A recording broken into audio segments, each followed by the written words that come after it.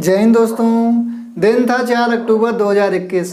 समय था रात को 9:11। अक्सर रात को 9 से 3 का जो समय होता है ये हमारे भारतीय मजनू का होता है, जब चद्दर वो यहाँ तक तान के बाबू सोना कार्यक्रम शुरू करते हैं।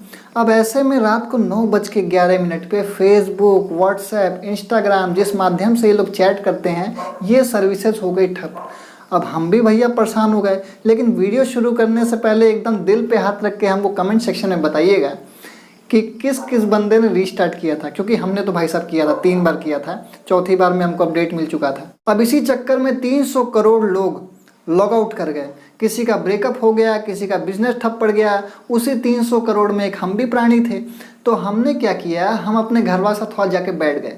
तब हमको रियलाइज़ हुआ कि अच्छे लोग हैं यार। तो चलिए मेन मुद्दे पे आते हैं। देखिए, फेसबुक, ट्विटर और व्हाट्सएप ये तीनों एक ही पेरेंट कंपनी है, जिसके ओनर जो हैं वो मार्क जुकरबर्ग हैं। इनको $6 बिलियन का नुकसान हो गया और इनका जो वर्ल्ड रैंकिंग है रिचेस्ट पर्सन की, उसमें एक पायदानी नीचे गिर गए हैं। आप इंडियन रुपीज़ में मानिए तो इनको 45,000 करोड़ का नुकसान हुआ। अब बेसिकली इसके पीछे रीज़न बताया जा रहा है वो है डीएनएस में इशू की वजह से। तो डीएनएस का मतलब होता है domain name system. Domain name system एक तरह से ट्रांसलेटर काम करता है। जैसे फॉर एग्जांपल मैं इंडियन हूँ, एक चाइनीज़ में सामने आ गया, वो ची चूँ कर दिया, मेरे को हमको समझ में नहीं आया तो 2 थपड़िया दिए कि भैया हमको गरिया रहा है। एक्चुअल में वो हमको तारीफ़ कर रहा था, तो मुझे उनकी बात समझ में नहीं आई। तो एक ट्रांसलेटर होना चाहिए जिसको हमारी भाषा भी आए, जिसको चाइनीज़ भी आए, जिसको इंडियन भी आए। वो क्या बोल रहा है ये मेरे को समझाए, मैं क्या बोल रहा हूँ ये उसको समझाए। तो ठीक है, ट्रांसलेटर यहाँ पे काम कर दिया है। तो ये जो डीएनएस है ना, ये एक तरह से ट्रांसलेटर का काम करता है। ये एक रिकॉर्ड बुक मेंटेन करता है। अब इंटरनेट क्या है ना, जो गूगल वगैरह हम डालते हैं, तो जो www.google.com हम डाल रहे हैं, तो google.com उसको समझ में नहीं आता, इंटरनेट को बोला ये क्या बोला है चू चू चू चू करके। तो भाई इसको सिर्फ 0 और 1 की भाषा पता है, आईपी की भाषा पता है। तो ये बोलता है ना हमका तन चाहिए ना हमका मन चाहिए, हमका 0 और 1 चाहिए। तो भैया इससे हमको सीखना चाहिए कि अपने देश अपनी भाषा पे अटल रहो। इसको सिर्फ और सिर्फ 0 और 1 का भाषा समझ में आता है। जैसे हम लोग क्या हैं, हम लोग को अंग्रेजी भाषा पसंद है। हम लोग जहाँ बोलेंगे तो हीरो बनने के लिए गोलगप्पे वाले से कहेंगे अरे I need jaljeera water, okay. मतलब इतना जैसे लगता है ना कि भैया हम अगर भोजपुरी किसी के सामने बोल देंगे तो हमारी इमेज खराब हो जाएगी। अरे भाई साहब, जो इमेज होती है वो आपके नॉलेज से होती है, ना कि आपके लैंग्वेज से होती है। आपको अपने लैंग्वेज पे फख्र करना चाहिए, ये हमको आईपी सिखाता है। तो देखिए, आईपी को 0 और 1 की भाषा पता है, और हमको क्या पता है, ABCD google.com हमारे लिए याद करना आसान है।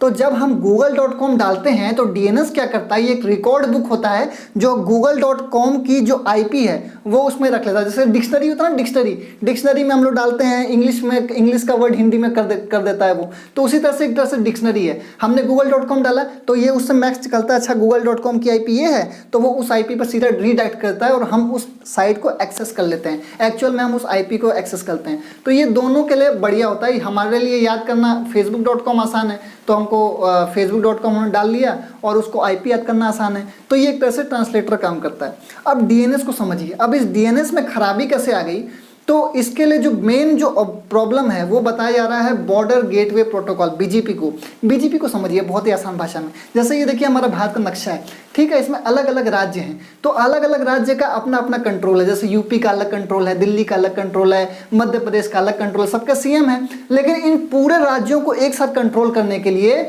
हम लोग सेंट्रल गवर्नमेंट बैठा के रखे हैं, जो कि सारे राज्यों को आपस में कोऑर्डिनेट कर रहा है। तो जो बीजीपी है ना, ये सारे राज्यों को आपस में कोऑर्डिनेट करने का काम करता है। बॉर्डर गेटवे प्रोटोकॉल का मतलब समझिए। बॉर्डर मतलब सरहद, ठीक है। गेटवे का मतलब एक जगह से दूसरी जगह पहुंचाना है, और प्रोटोकॉल मतलब नियम और कानून वगैरह, ठीक है। तो कुछ नियम और कानून के तहत हम अगर 2 ऑटोनॉमस रीजन, 2 अलग अलग रीजन, जैसे 2 यूपी है, दिल्ली है, इन दोनों को आपस में जोड़ रहे हैं, तो इस प्रोटोकॉल को यूज़ करते हैं। तो हम करते हैं बीजीपी। अभी मान के चलिए आपको दिल्ली से गोरखपुर जाना है, ठीक है। अभी आप गोरखपुर से निकले, कानपुर आ गए। अब कानपुर के बाद ड्राइवर को रास्ता भुला गया, बोला अरे कहाँ जाना है जी। तो वहाँ पे तो वो बैठ गया भाई साहब। अब एयर ट्रैफिक कंट्रोल सिस्टम कुछ समझ में नहीं आ रहा किसी को कहाँ जाना है। तो वहाँ उस ट्रेन में जितने भी पैसेंजर बैठे हुए हैं वो सारे के सारे वहीं के वहीं स्टक हो जाएंगे।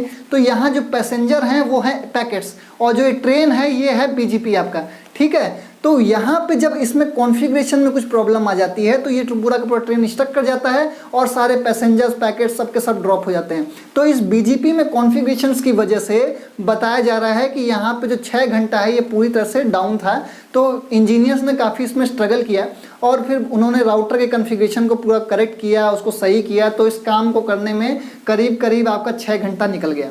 अब इस 6 घंटा के बाद बहुत लोग को ये भी रियलाइज़ हुआ कि इस वर्चुअल वर्ल्ड के बाहर भी एक वर्ल्ड है जो कि है रियल वर्ल्ड, और हमको रियल वर्ल्ड को कहीं भूलना नहीं चाहिए। हम अक्सर अपने वर्चुअल वर्ल्ड के पीछे अपने रियल वर्ल्ड को खोते जा रहे हैं।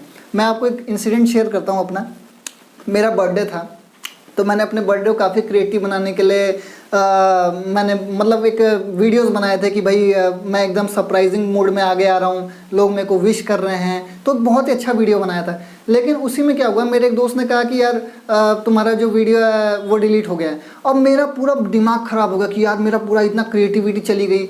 मैं वहाँ पे होटल में वहाँ पे प्रेजेंट था फिजिकली, पर मेंटली मैं प्रेजेंट नहीं था और वहाँ पे किसी भी लोग का कोई रिस्पॉन्ड नहीं कर रहा था।